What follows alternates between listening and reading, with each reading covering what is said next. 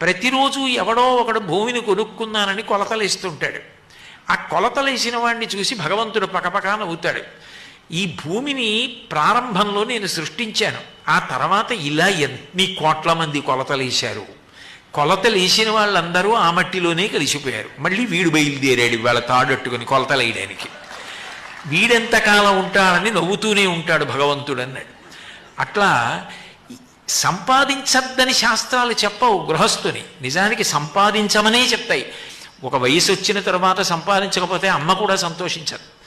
కొడుకు సంపాదిస్తూ ఉంటే తను సంపాదించలేక కాదు, సంపాదించని వాడు కాదు, కానీ కొడుకు సంపాదించి నాన్నగారండి మీరు ఈ పంచె కట్టుకోండి అని ఒక పంచెల చాపు తెస్తే తన జన్మ సార్థక్యం పొందింది, తను భుజం మీద చెయ్యేసుకుని ఆసరా పొందడానికి కొడుకు వచ్చాడని తండ్రి సంతోషిస్తాడు.